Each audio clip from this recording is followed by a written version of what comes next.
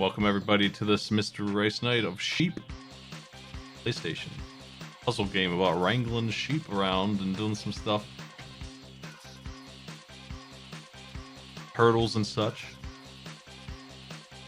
Yeah, reading about this game, it's a fever dream. I'm really excited to see what this is because there's no way that whatever it is going to be anything like I could have imagined, so... I'm gonna go ahead and give them a start. I think our players are ready. I'm excited to see what's going on. I'm ready. Don't forget that race timer. 30 minutes on the clock.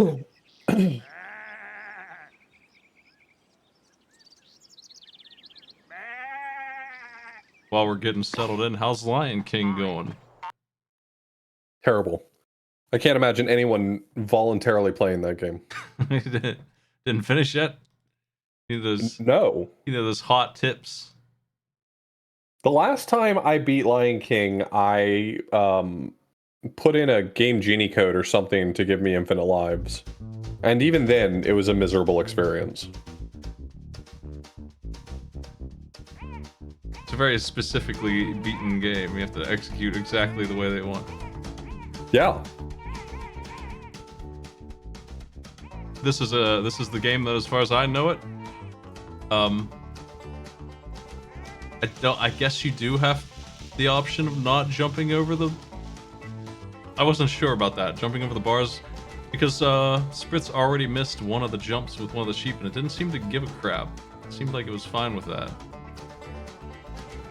Would you then theoretically just charge them straight upwards, or is there actually a rule here where you need to get most of them through?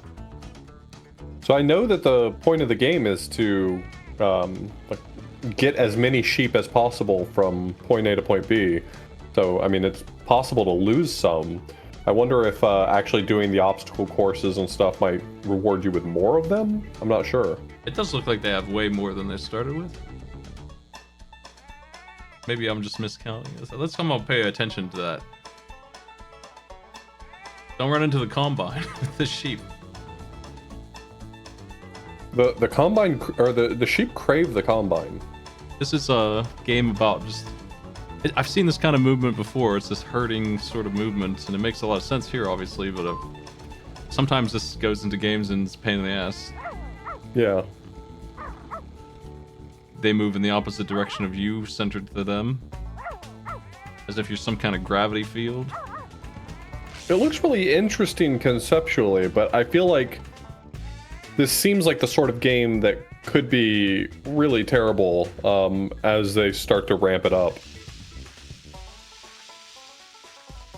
Controlling all these fellas could be nasty.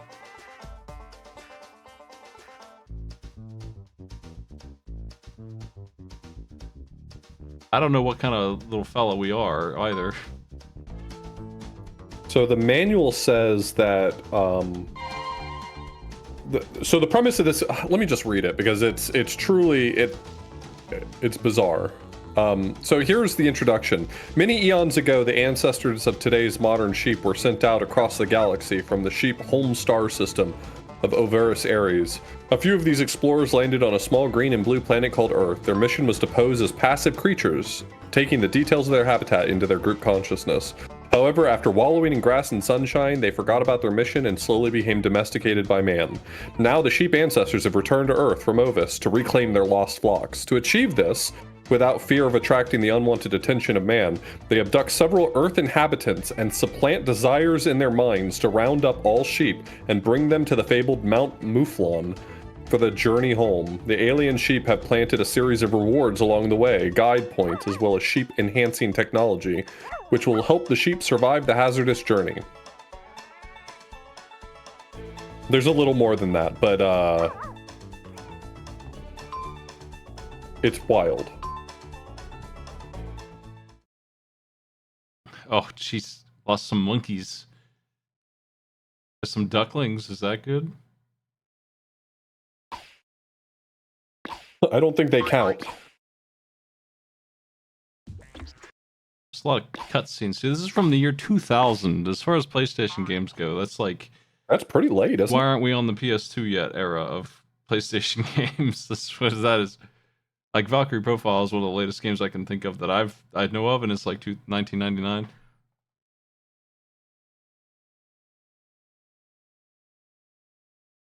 Yeah, like 95 was the beginning of the PlayStation's life cycle. Yeah, the PlayStation 2 definitely was around at this time, and maybe even could play this. I don't know.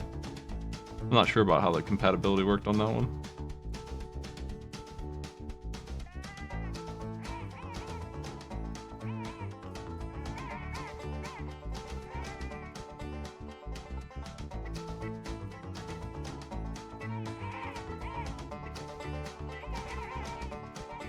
There's always a couple games that are pushing the envelope for some reason. For like, so whenever you say, yeah, they should be on the PS2 by now, there's always some game that's like from 2010 for some reason.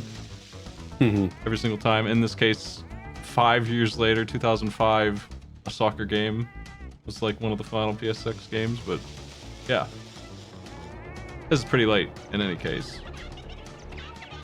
It looks competent though, and it has a graphical style that holds up better than every other damn PlayStation game. Oh yeah, for sure.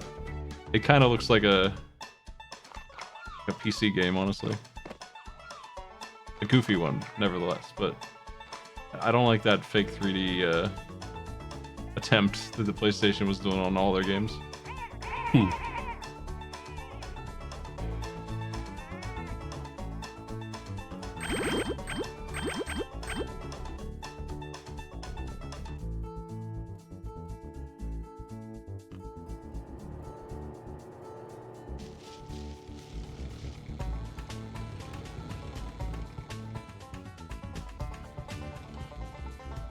Fake 3D is the wrong word. Early 3D is what it actually is. Too early. Too early for me. I liked it back then, I guess, okay.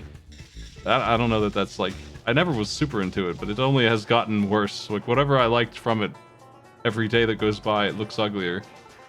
So I'm I always love happy the to low see. poly, low res texture aesthetic.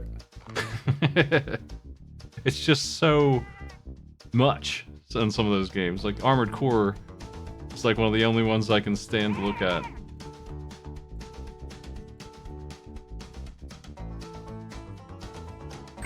They didn't stylize it very much, I think is the problem. Because like Mario 64 still looks really good to me. I think so. It's definitely got its ugly moments, but I think it's perfectly fine. Especially considering the year it came out. Yeah, 10 years ago. Yeah, something like that. Are you sitting down? Are you prepared to receive information that could harm you? It's been almost 30 years. Oh, damn. I guess you're right. I'm trying to trace back some childhood memories of me playing Mario 64.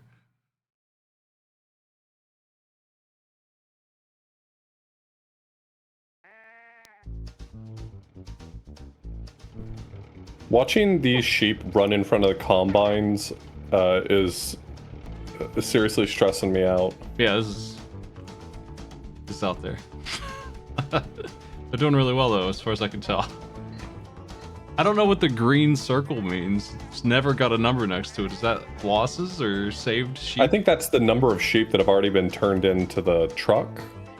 And that must be more relevant later when you do like some number of them at once or something, because right now it's all of them usually have gone in at once. Yeah, it seems like right now it's always shove them all in the truck, that number goes up, and then move on to the next level. I think this might be a Net Yorose game, maybe? I mean... Wait, really? Is this?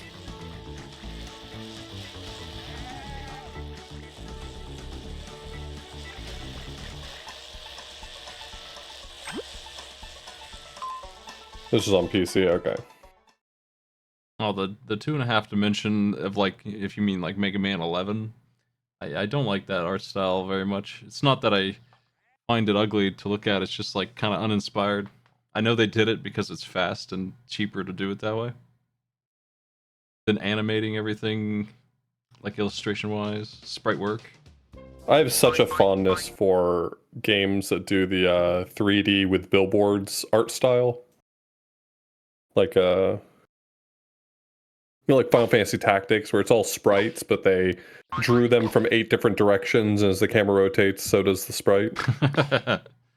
Hey, good news, Final Fantasy Tactics coming back out for a mere $80 or whatever. That's probably 60. You can play it again. I'll play it again on the PlayStation. I'm good. With a mod that fixed all the balance.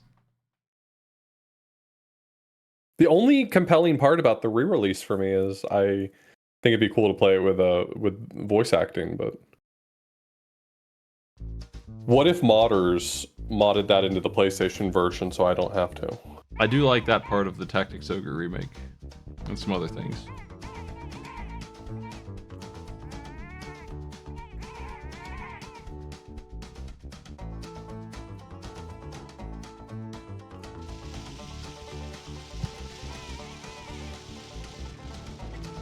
Oh, you're What if telling I me did this, all the voices? this is a British game? How would I have guessed?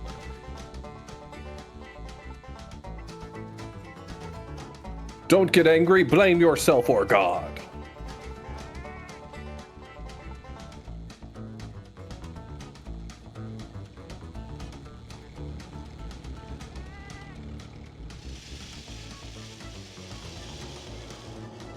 I played through the entirety of the FF7 voice mod package. Yeah, how'd you enjoy it? I got You used said the, to the voices varied pretty wildly, right? Yeah, I got used to the main cast. They were mostly okay. One person voiced both Cloud and Barrett. I didn't really notice, but that's kind of weird. I just don't know why they wouldn't just get another person. But yeah, they did have random NPC voices that were just like not only bad voice acting in terms of like just experience, but also the mic quality on them was low. Right. And then they had children voice acting the children, of course, which is a good idea, except for that's rough on children to do a good job. And then the mic quality on them was bad on top of that, which made them unbelievably bad. Just a huge downgrade in quality, but it did manage to voice every single line in the game, including the cutscenes. Every NPC. I mean, that's impressive. Yeah, that's what I was saying. It's a lot. They sure did that. But it's hard to you're doing this like I don't know what it is, social project kind of thing where you have volunteers and you have to decline some people unfortunately because they don't have the mic for it or if you want quality control. And that sucks for that kind of project. I would hate to do that. Yeah, for sure. It's always hard to demand of volunteers.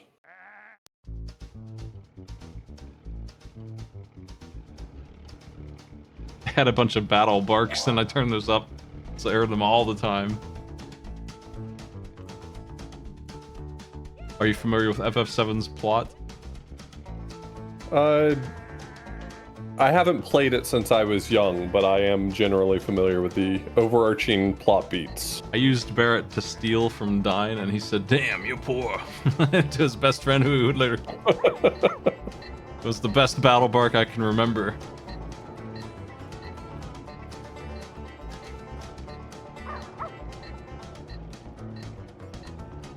Plays in a death match with his friend who he does not want to fight. I've been meaning to do a replay of Final Fantasy VII, but I feel like people would attack me if I did a replay of Final Fantasy VII before I played several other Final Fantasies for the first time. Yep, I'm working on them all, and I was thinking it would be fun because I'm still feeling like playing that one. I want to do 10 for the first time, but I was thinking some kind of materia-based challenge would be fun, like no attacks whatsoever, only magic, or they have a couple. It's not really the same as the FF5 job quest campaigns, the fiestas, but actually assigning someone as like a thief who can only use steal and throw and stuff and no other things. Right. You could theoretically do that. My buddy just got done with a big marathon where he, for donations, would roll a big wheel that had like additional challenges, like no linked materia or all materia on this character has to be the same color or stuff like that. Yeah, that sounds cool. You can do a lot of stuff with that. A lot that you don't really need to. If you know about enemy skill, there's no game. as the more I play it, the more I realize it's actually not as unbalanced as I thought. It's just enemy skills so good, and I knew about them all. I had a guide helping me get them, and I've always known about Beta and Big Guard, and I think without those two skills alone, suddenly the game's a lot more balanced. Yeah, I definitely didn't find the game trivially easy, but I also probably was too unfocused to really learn about enemy guard or enemy skills. Big Guard is haste and shield and magic shield on everyone for not too much mana, and you get it way before you get haste or any kind of shield. So you just and it's all in, you know, one skill that just takes up 1/10 of a materia slot because it's an enemy skill materia. So you don't have to pair it with anything to get the all haste. There's a lot of stuff like that in there. Blue magic is ridiculous. It's even worse than 9.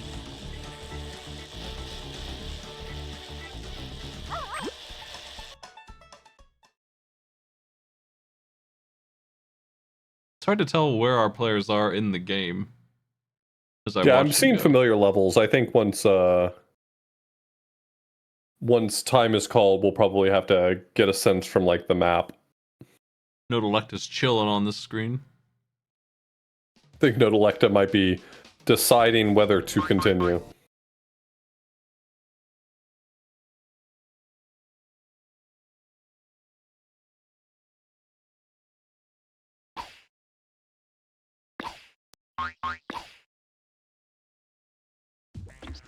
Feels like the sheep get less and less willing to listen to you the further in they get.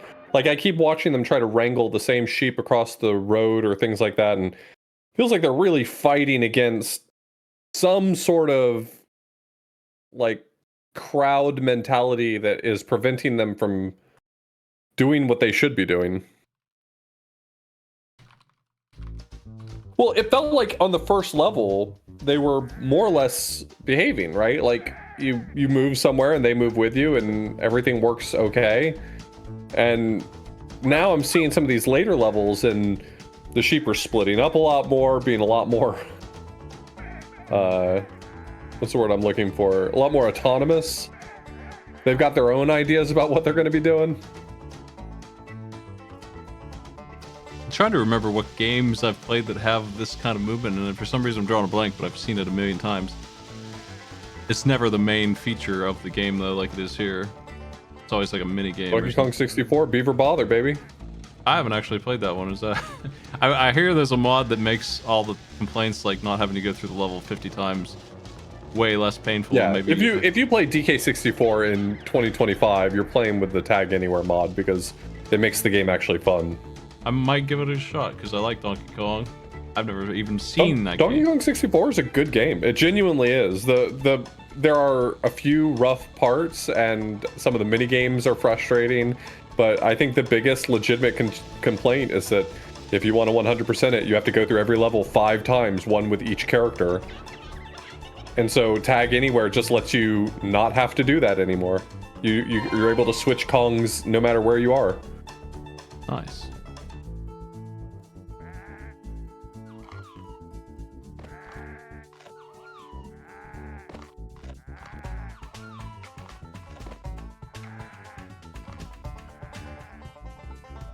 Maybe I'll just play Lion King again.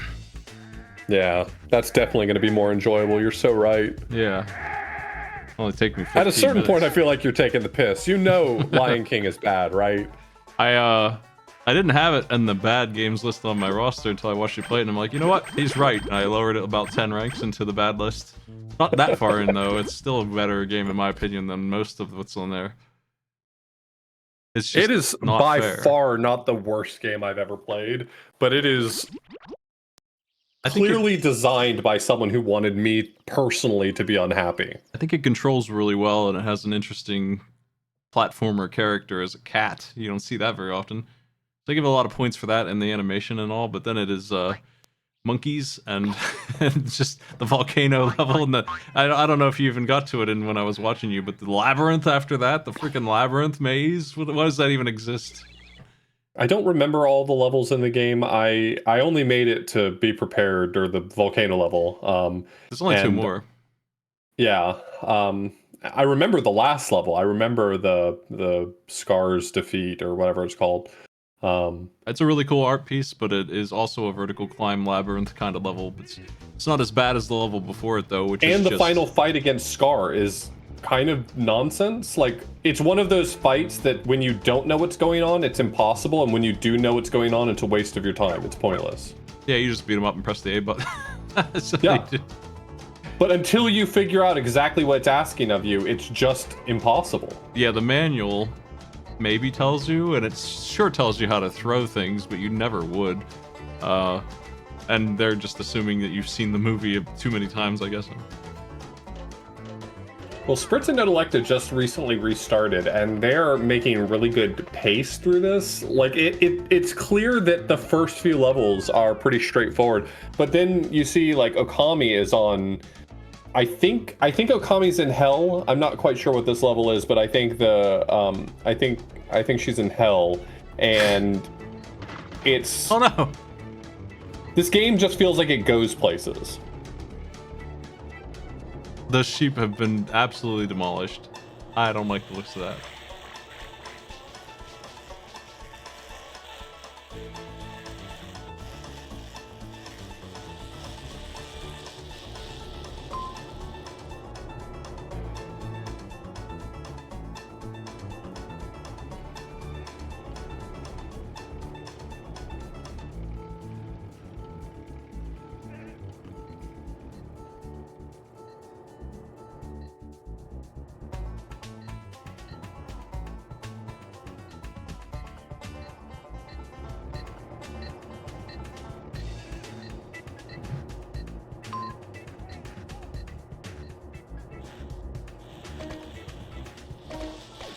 I think that the obviously the monkey level is garbage, and the Be Prepared is the volcano. That sucks real bad. I really don't like labyrinths in video games though, and that's where you stop. It's it's as annoying as it can be. You got like 5 caves that you have to choose between all the time, and if you take the wrong one, it sends you back to the start. Respawns all the enemies, and all the enemies are mandatory to go in any cave. Oh, I remember that level. I remember playing it. Fantastic. Oh, there's That a level bug. sucks. There's a bug hidden in the level that extends your roar meter, which does nothing for you as far as I can tell. And there's an achievement to get that. Have a good time.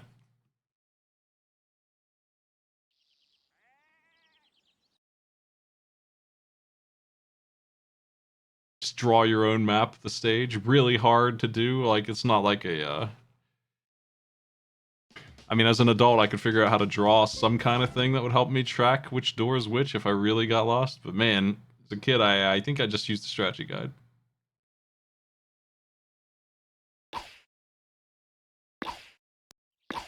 What a nightmare video game, man. Why do we give a pass to Lion King? Yeah, it's pretty.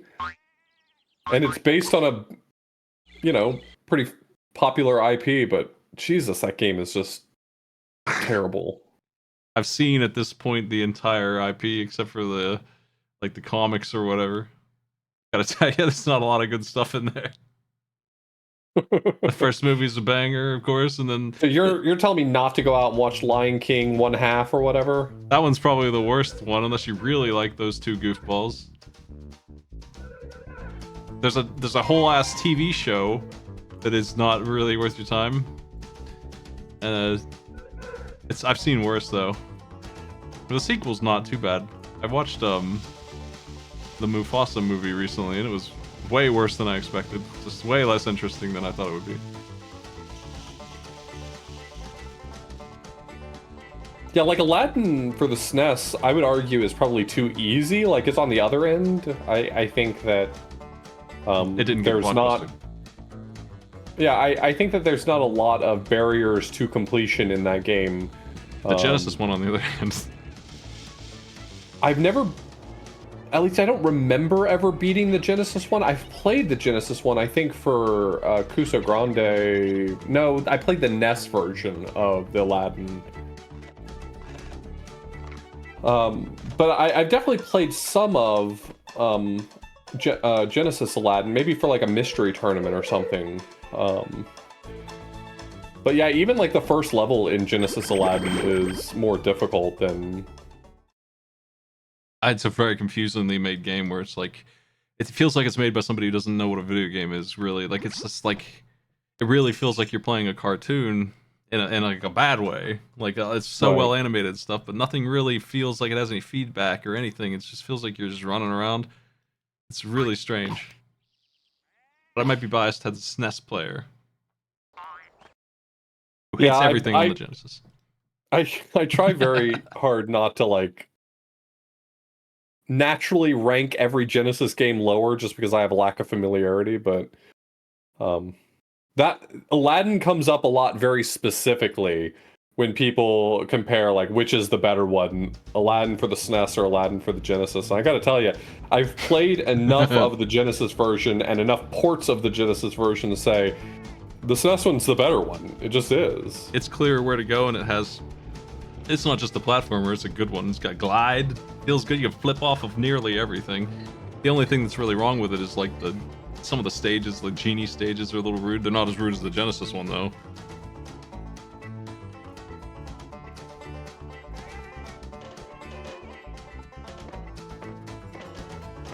Every time I mention the SNES Aladdin versus Genesis Aladdin, people always bring up the sword. They're like, well, one of them has a sword.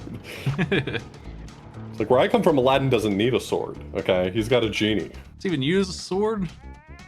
No! His monkey uses a sword for like a minute.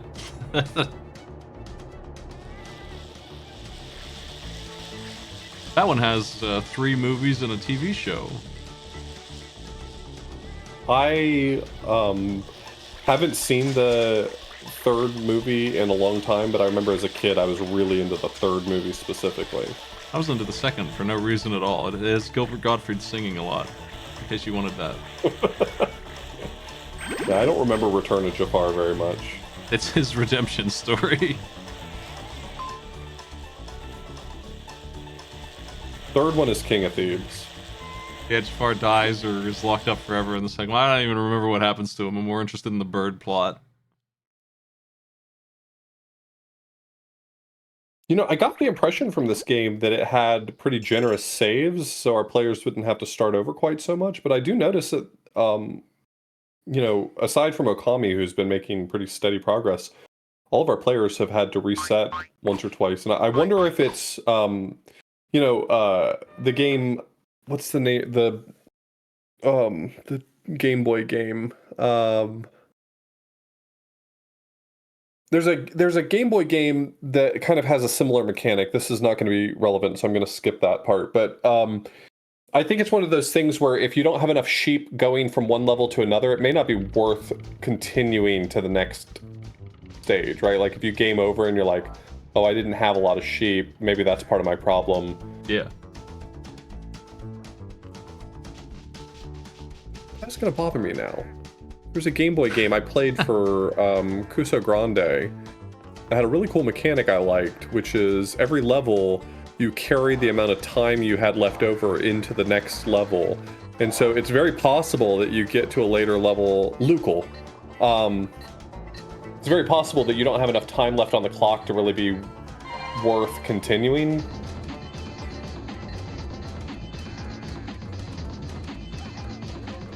We got drums. I was watching Digi try to pick up a singular monkey or sheep or whatever the heck they are when they're not fluffed up. They seem like they're not sheep. I guess I guess they are sheep though. And I mean, these ones that are you. on screen right now for Nodelecta look like monkeys with those long tails. Yeah, that's what I thought. But they were trying to catch ones because you can, I guess, pick them up individually and drag them around. And it was just running amok. It took them forever to get a hold of them.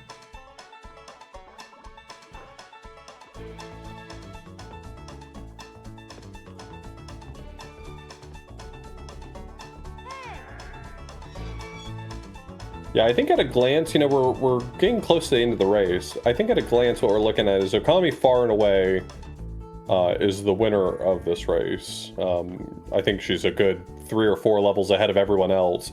Digi is probably second. I didn't see exactly what stage they got to, but they definitely made more consistent progress than the other two. And I think Spritz and Nodelecta had a few nasty retries for good reason. I think they were strategic retries. but I think they probably made a little less progress. So I think that's probably our placement is Okami 1, Digi 2, and then Spritz and Nodelecta.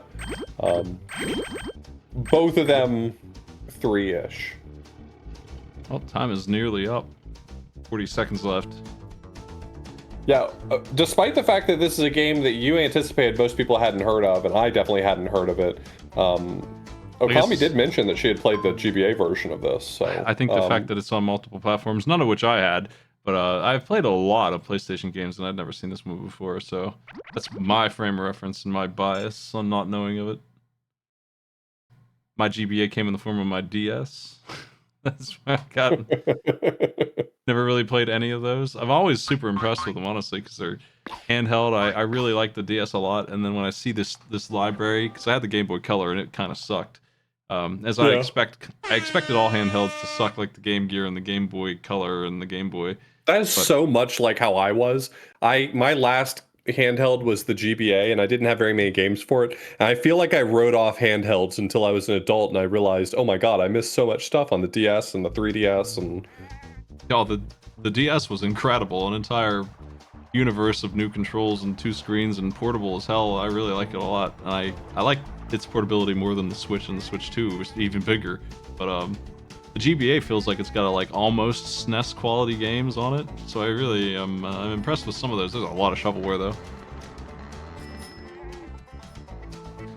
Time is up. I've given them the time call, and per my best judgment, I called it Okami 1, Digi 2, and Spritz and Nodelecta are both 3-ish.